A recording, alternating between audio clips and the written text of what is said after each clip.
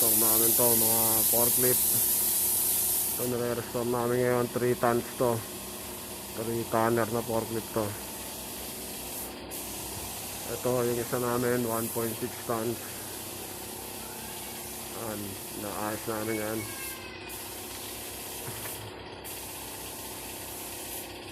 Binipinturahan namin yung mga ibang parts.